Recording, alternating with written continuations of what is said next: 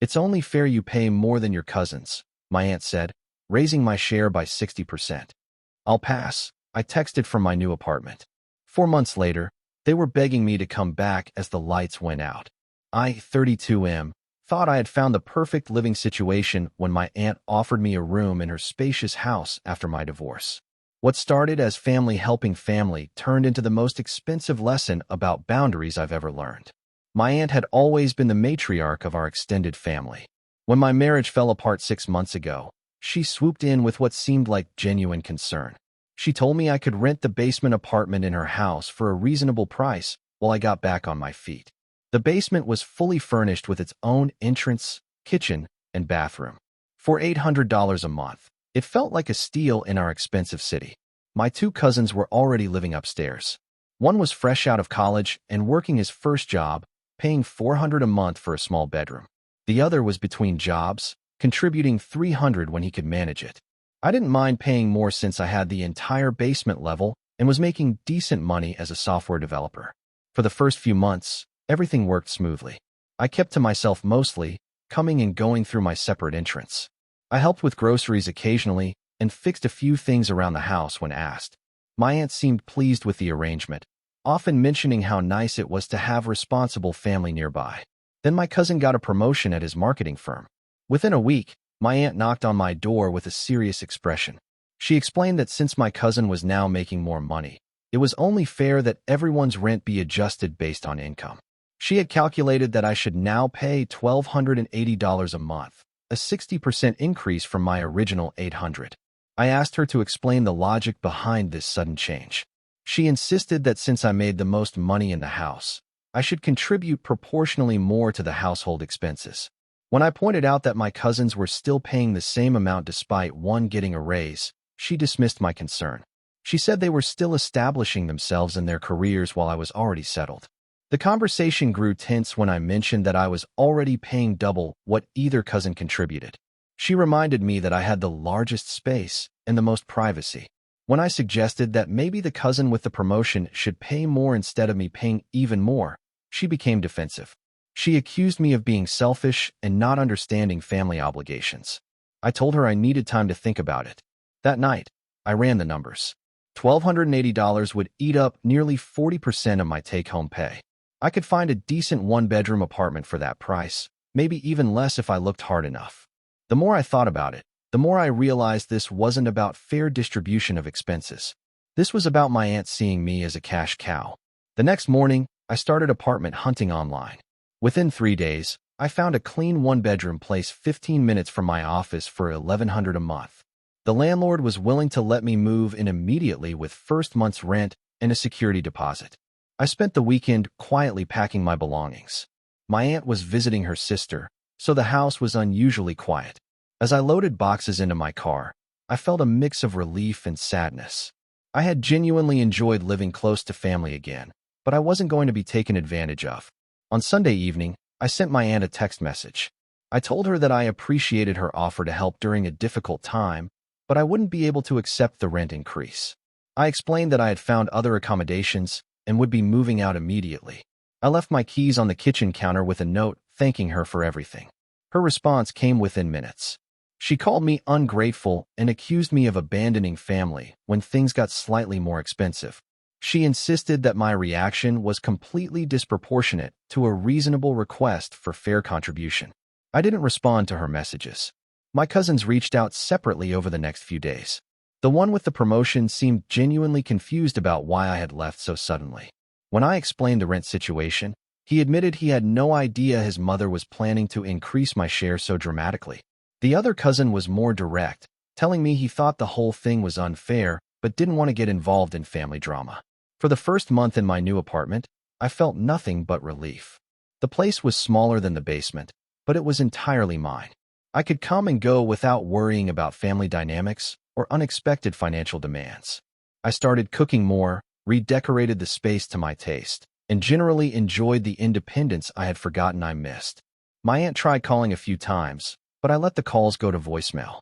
Her messages ranged from angry accusations to attempts at reconciliation.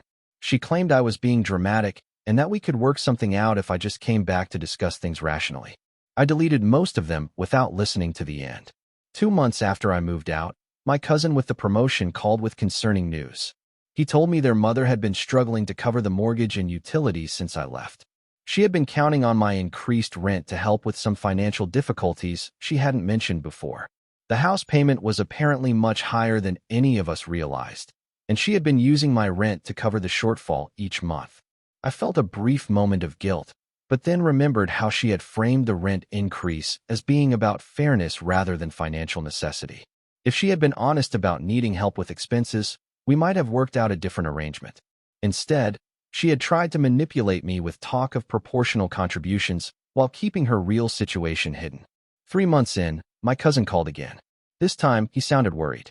He explained that his mother had been borrowing money from relatives to keep up with bills. She had asked both cousins to increase their contributions, but neither could afford much more than they were already paying.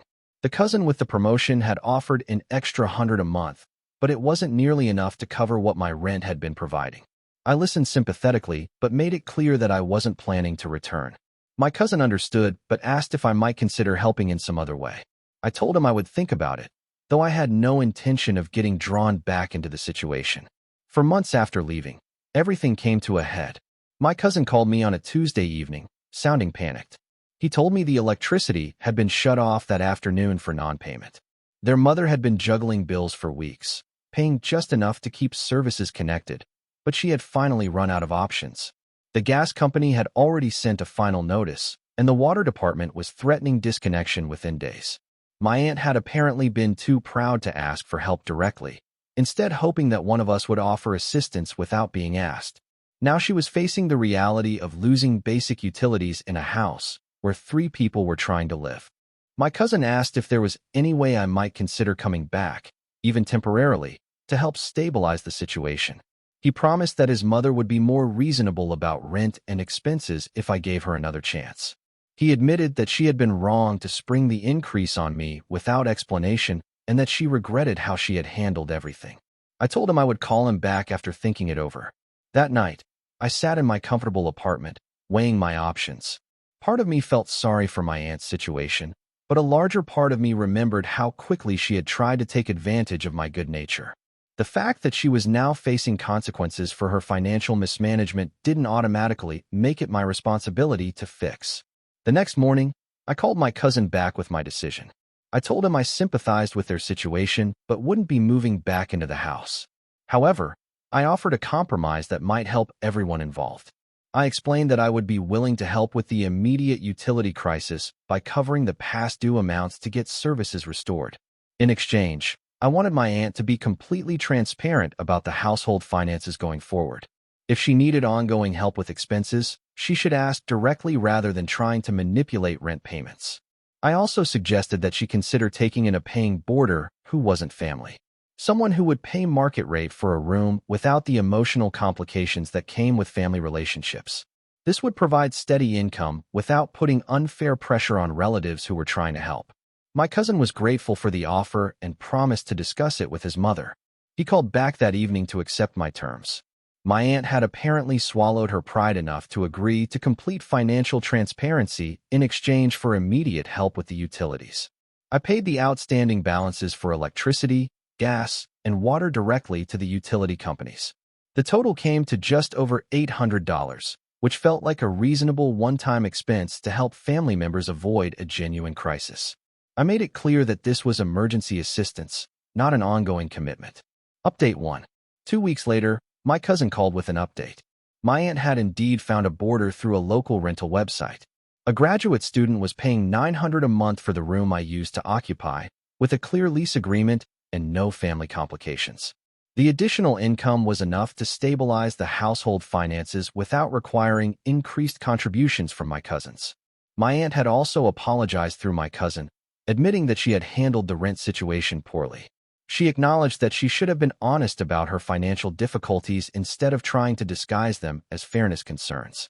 While I appreciated the apology, I remained firm in my decision not to return to the house. The graduate student turned out to be an ideal tenant. Unlike family members, he had no emotional investment in household dynamics and simply paid his rent on time each month. He kept to himself, maintained his space well, and treated the arrangement as the business transaction it was supposed to be. My cousins seemed relieved to have the financial pressure removed from their living situation. The one with the promotion was able to save money for his own apartment, while the other found steady employment and started contributing more consistently to household expenses. Without the complication of my aunt trying to extract maximum rent from family members, everyone settled into a more sustainable routine. Update 2. 3 months after the utility crisis, my aunt reached out to me directly for the first time since I had moved out. She called on a Saturday afternoon, sounding genuinely remorseful about how everything had unfolded. She thanked me for helping with the emergency expenses and admitted that she had learned valuable lessons about mixing family relationships with financial arrangements. She explained that her financial troubles had started when her ex-husband stopped paying alimony several months before I moved in. Rather than being honest about the situation, she had tried to make up the shortfall by increasing rent from family members who she thought would be understanding. She realized now that this approach had been both unfair and ultimately counterproductive. I listened to her explanation without offering much commentary. While I understood that she had been dealing with financial stress, I still felt that her methods had been manipulative and dishonest. The fact that she was now being more transparent didn't erase the way she had initially handled the situation. She asked if there was any possibility of rebuilding our relationship, even if I didn't want to return as a tenant.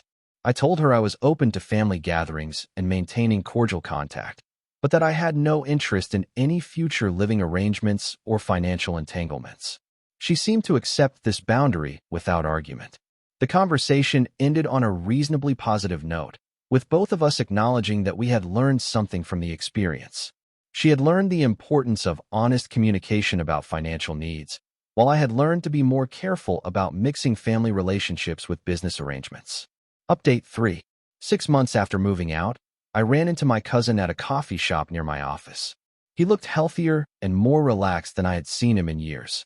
He told me that the household situation had stabilized completely, with everyone contributing fairly and consistently to expenses. The graduate student had become such a good tenant that my aunt was considering offering him a longer-term lease arrangement. He had even helped with some minor repairs around the house, approaching them as maintenance issues rather than family favors. This professional approach had eliminated much of the emotional drama that had previously surrounded household management. My cousin with the promotion had found his own apartment and moved out the previous month. He was enjoying the independence while maintaining good relationships with everyone in the family.